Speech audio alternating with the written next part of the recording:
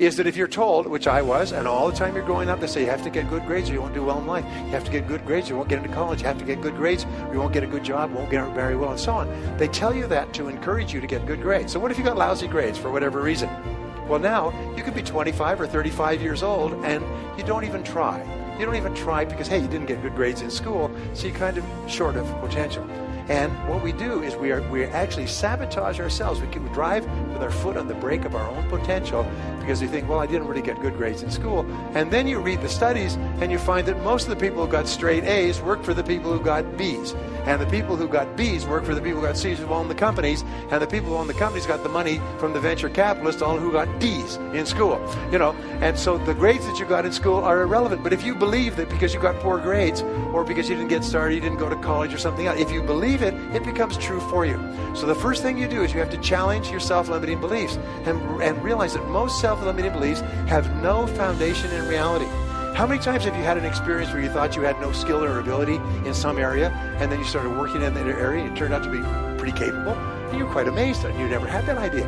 The fact of the matter is we all have that throughout life. My friend Dennis Whaley has this wonderful line. He said, you could not use all of your potential if you had 100 lifetimes. You have so much potential. And what holds us back from using all of our potential is we believe that we don't have it.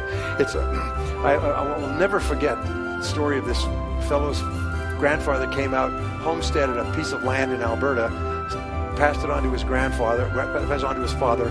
The father could never make a living on it, finally passed on to the son. The son was on welfare and raising goats on this quarter section in Alberta. None of the family for 3 generations had ever made any money on this hard scrabble piece of farm. And along came an oil company. The oil company said, can we drill on your land? If we find oil, we'll sign an extraction agreement with you, royalties and so on. They drilled on his oil, they found an oil pool, and within overnight he was a millionaire. He had an income of something like $150,000, $200,000 a year for the next 30 years.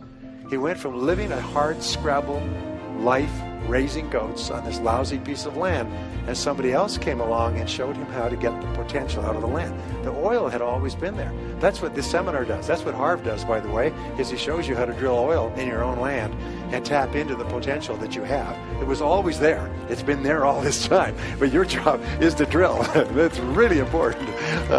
And that's what we're here for 3 days, is to look for insights. So remember this, always ask yourself, you have a self-limiting belief, what if it wasn't true? What if it wasn't true? One of my son, going back to David, David was really shy when he was growing up, and so I would say, one thing I know about you, David, is you're not afraid of anything. He said, oh, I'm afraid of everything. He's afraid of riding a bicycle, and he's afraid of this, he's afraid of ghosts in the night. No, David, you're not afraid of anything. And I say to Barbara, one thing I know about David, he's not afraid of anything. And she said, yes, I am. We drive along, I say, well, I really admire David, because he's not afraid of anything. And I would just say this, and I changed his name to Dave the Brave. And then I shortened it to Le Brave. I say, where's Le Brave? Where's Le Brave? Where is he? How are you doing, Le Brave? I call him that. I started calling him Dave the Brave all the time. And at a certain point in his life, he started saying, something, I'm not afraid of anything. It changed his whole life. You reprogrammed him to tell him, because other than that, he had a self-limiting belief. And it's really important. Anyway, so your beliefs are important, and your whole attitude toward life is determined by your beliefs. And here's the interesting thing. You come into the world with no beliefs. Every belief that you have, good or bad, you learned from childhood. And most of your self-limiting beliefs, if not all of them, have no basis in reality. Is you have the capacity to do anything, be anything that you want. You could learn any subject. You could become a doctorate in any university. You could memorize and then learn languages. And the more you learn, the more you can learn. The more you use your brain, the more your brain is capable of learning more things. But what holds us back is, I could never learn languages. Shut up, you could learn languages. I'll tell you what, you went to a foreign country, and the only way you could eat is could learn the language and the words for the food. You'd learn languages at a speed of summer lightning. I know, because I've been there. In other words, the self-limiting beliefs have no reality. So the belief that you have to have programmed in, put in your computer, is that you are going to be a big success in life. And everything that happens is part of this great process. Now, the next law is called the law of expectations. Again, there's libraries of books and years of research on this. Expectations theory, by the way, is the foundation of all economics. It determines the drift of stock markets, the movement of world finances. It determines investment.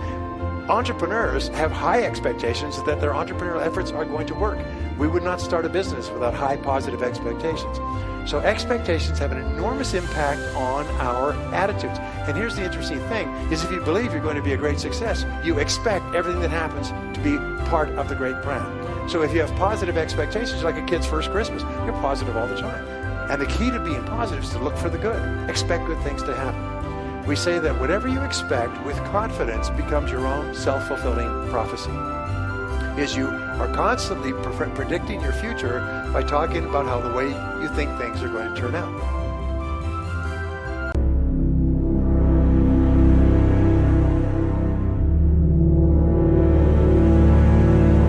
Can you feel it? Can you feel it? You cannot go by how you feel and win in life. Emotions and feelings, yeah, I know they're real, but it's what you choose to do with them that really matters. Today, you will no longer go by how you feel. Today, you will choose to act on what you want, need, and desire. Emotions, no, they don't control me any longer. I am in charge of how I feel. Today, I choose happiness. Today, I choose peace. Today, I choose joy. My emotions don't control me. I choose how I act. What happens to me doesn't affect me. I choose how I respond. I choose to feel worthy today. I feel fulfilled and joyful today. I choose to feel like a winner today. I will act like a winner today. I choose to feel like a champion and act like a champion today. Today I choose to no longer allow emotions and feelings to rule my life. I will take action and go get what I deserve. I will maximize my God-given talent on this earth. I will fulfill my purpose. I will win today.